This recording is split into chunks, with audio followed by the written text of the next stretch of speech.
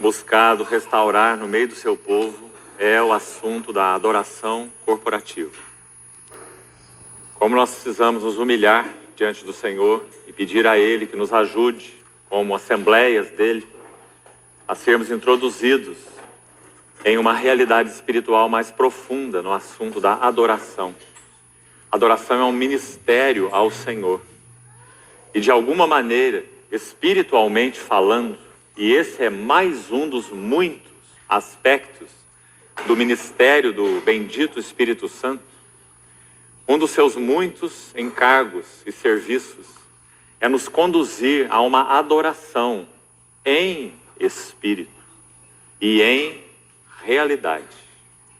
E nós, como Assembleias do Senhor, podemos e devemos experimentar uma genuína adoração espiritual. Experimentalmente falando, nos movendo em adoração, desde o átrio, quem sabe quando chegamos aqui, meio atabalhoados, meio empoeirados, com os nossos pés empoeirados, assuntos, coisas, questões, questionamentos. Então, estamos daquele lado de fora ainda no átrio, mas quando nos colocamos juntos, debaixo do nome precioso do Senhor, mais uma vez invocamos a Ele como aquele que que derramou por nós seu precioso sangue, naquele figurado altar do holocausto, mas também aquele que nos conduz à pia de bronze, ao lavatório, onde o sacerdote lavava suas mãos, lavava seus pés, para dar um passo além, e então entrar no santo lugar, já um nível de ministério mais profundo, onde não havia luz externa, onde havia apenas a luz do candeeiro, que fala sobretudo do Senhor Jesus, mas ainda não era um ponto final. Havia alguém designado entre o povo que poderia dar um passo ainda além e abrir o segundo véu e entrar no Santo dos Santos, onde não havia absolutamente luz nenhuma, senão a luz da Shekinah, da glória de Deus. Então, experiencialmente falando, o Espírito Santo deseja nos mover como assembleias em adoração, desde o átrio até o Santíssimo. E nós deveríamos celebrar diante do Senhor, por exemplo, quando partimos o pão. Nós deveríamos partir o pão quando, como assembleia, nós tivéssemos aquele senso espiritual de que nós estamos juntos, corporativamente falando, no Santo dos Santos, em adoração. Então nós partimos o pão e comemos o pão com aquele senso tão sublime de quietude por um lado e de celebração por outro lado. Porque o Espírito Santo pôde encontrar em nós um lugar espiritual para nos fazer avançar então desde o átrio, quando primeiro nos colocamos juntos, até o Santo dos Santos, numa genuína adoração. Irmão, sabe qual é o preço para isso? Tudo. Tudo que nós somos. Porque se de alguma maneira houver interferência da nossa carne, se de alguma maneira esse assunto começar nas nossas emoções, se não no nosso espírito, nós perdemos tudo. Porque o ponto de início não são nossas emoções, mas o nosso espírito. E quando isso começa no nosso espírito, há quietude interior. E dessa quietude interior provém todas as outras coisas. Que coisa maravilhosa é essa? O Espírito Santo tem desejado nos ensinar o caminho da adoração genuinamente espiritual. Então que o Senhor desperte em nós essa nota da adoração corporativa, para que nós também levemos isso aos seus pés como congregação, como humildes discípulos. Não há nenhum de nós que podemos dizer seja um mestre nesse assunto. Nós só temos um mestre, é o bendito Espírito Santo. Então nós podemos dizer a Ele, ó bendito Consolador, nós queremos aprender uma adoração genuinamente espiritual, que parta de uma quietude, que parta de corações limpos. Quem entrará, Senhor, no teu santuário?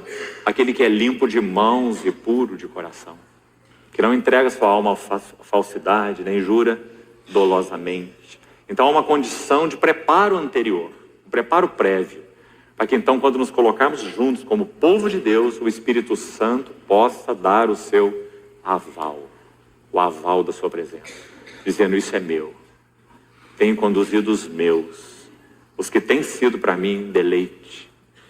Então, irmãos, com a ajuda do Senhor, nós vamos hoje compartilhar um pouco sobre a diferença entre o espiritual e o carnal. E vamos citar algumas marcas a respeito desse assunto na palavra de Deus. Mas ainda vamos precisar de um pouquinho de paciência antes de entrarmos nesse assunto. Ainda bem que nós temos até a meia-noite para isso hoje. Então nós vamos precisar fazer um pequeno preâmbulo antes de entrarmos nisso. Em alguns assuntos que o Senhor levantou como uma nota no meu espírito, na medida que os nossos irmãos Luiz e Ernie compartilhavam pela manhã. Então penso que será necessário colocar umas notas que o Senhor então realçou no meu espírito na medida em que eu ouvia os dois irmãos compartilharem. Então vamos abrir nossas Bíblias no Evangelho de Lucas. Lucas 3:16. Disse João a todos: eu, na verdade, vos batizo com água, mas vem o que é mais poderoso do que eu, do qual não sou digno de desatar-lhe as correias das sandálias. Ele vos batizará com o Espírito Santo e com fogo. Ainda em Lucas, capítulo 12, dois importantes versos 49 e 50. Lucas 12. Assim disse nosso Senhor: eu vim para lançar fogo sobre a terra, e bem quisera eu que já estivesse a arder.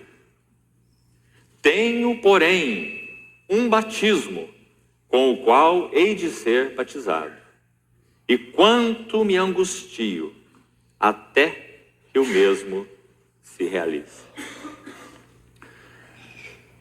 Irmãos, é tão importante no nosso entendimento a respeito do significado do ministério do Espírito Santo, que nós mantenhamos juntos, em um bom equilíbrio, dois eventos históricos que nunca se repetirão, que são o Calvário e o Pentecostes. O Calvário foi uma obra única e singular, perfeita, completa. Por isso nosso Senhor Jesus disse: está tudo consumado. E nós não podemos crucificar o nosso Senhor de novo, porque isso não é necessário e porque isso não é possível, porque a obra que ele realizou foi uma obra perfeita. Assim o Pentecostes. O Pentecostes foi um evento histórico, 50 dias após o Calvário, quando o Espírito Santo desceu para tomar residência nessa terra. E de uma maneira muito linda nós vimos que aqueles 120 discípulos que esperaram naquele lugar apropriado, talvez uma salazinha no templo, receberam a promessa do Pai. De uma maneira muito linda nós vemos que aqueles 120 representam o candeeiro e o testemunho de Deus no que concerne ao que ele desejaria e deseja fazer nessa terra, usando a sua igreja como seu instrumento. Nós podemos olhar aquele Pentecostes como um grande candeeiro, um candeeiro de 120 lâmpadas, que foi aceso naquele dia de Pentecostes. Por que nós temos esse quadro? Porque é dito que entre aqueles 120, quando o Espírito Santo desceu, pousou sobre cada um deles 120 línguas como de fogo, sobre cada um deles. Então aquele candeeiro de 120 lâmpadas foi aceso no dia de Pentecostes, e aquele candeeiro virou o Império Romano de cabeça para baixo. Interessante, apenas uma nota adicional: 120. Por que 120? O número 12 na Bíblia tem a ver com governo celestial. 12. E o número 10 na Bíblia tem a ver com plena responsabilidade. Duas mãos cheias. Plena responsabilidade. Significado do 10 na Bíblia. Então o que nós temos ali é 10 vezes 12. Pessoas que aguardaram com responsabilidade aquilo que o Senhor disse: esperai a promessa do Pai. Não façais nada, porque vocês não podem, porque vocês não devem, porque vocês não têm habilidade, porque vocês não têm condição. Esperai a promessa do Pai.